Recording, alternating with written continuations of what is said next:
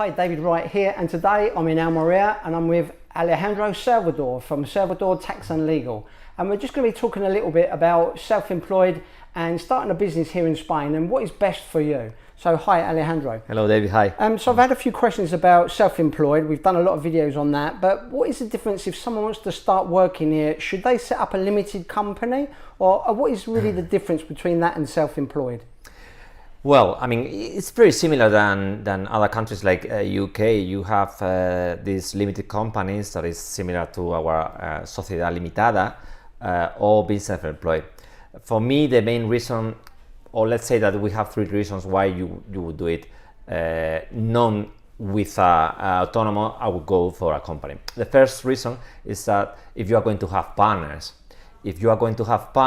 being self-employed is not what you should take, because you are alone. If you have partners and they are going to work in your business and they're going to be there, the way of being self-employed it shouldn't be the best. The second thing that I would consider is if your business can have some kind of liabilities. Let's say that you are going to build houses on a high level, or you are going to do things with a kind of risk of liability for yourself. When you are autonomo, when you are self-employed, you respond. Everything that happens in the company you will respond personally. So you can, in case there is a problem, an accident, and the insurances are not covering, or a big debt for some reason, and you are not covered, you will respond with your goods, with your assets that you have personal. When you are a company, your liability is quoted by the shares on the company, and normally the shares are 3,000 euros. So you have to let's say confront like 3,000 euros, not the whole debt. Of course, there are some other things that if you have done something illegal or something that is not according to the law, you could be responsible. But in first phase, you are limited to the shares that the company has got. So when I was self-employed here, then if I did a job for somebody, there's something wrong, it comes back to me, and they could take assets from my bank or my house. The bank could take assets from the house, things like that. But if I start a company up, that company, then anything that I own personally is protected. Is that the difference? That's exactly how it is. When you have a limited company, this is something separate from you as an individual.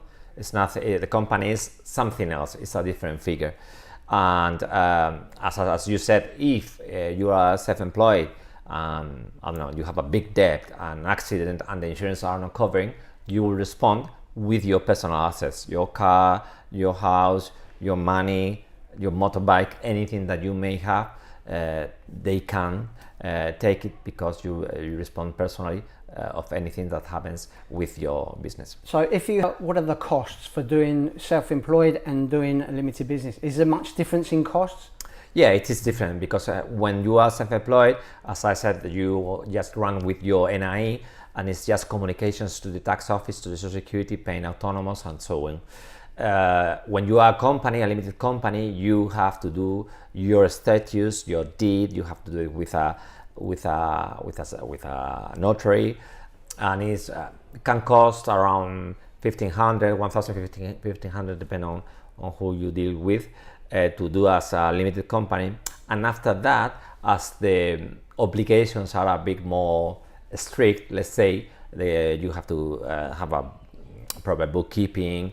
The accounting should be very, very accurate. It's a bit more expensive to run, or if you hire someone like us, a gestor, economist doing your books, it is a bit more expensive, because the bookkeeping should be much more accurate than if you do it as an individual. If you start as an individual, initially there is not a cost of establishment, the business, aside of the fees of who is helping to you. And then if this is a shop, then you will need licenses and so on that we cannot get in.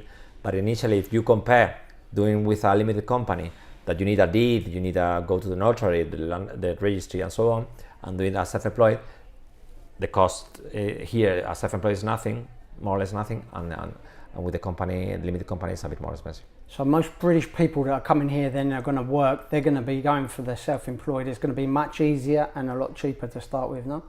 Yeah. I mean, for the businesses that we are normally dealing, that is people that are self-employed that want to make the same business as they were doing in the UK. I think that to start with, the best is to be in autonomo. And one thing that I'm also asked very often is that being autonomo, if they can invoice your client in England, and I said, of course you can, the same as with the company. There are many people that are they move to Spain, that they are working remote in computing or things that marketing, sales, advice, those things that you are working from home just with your computer.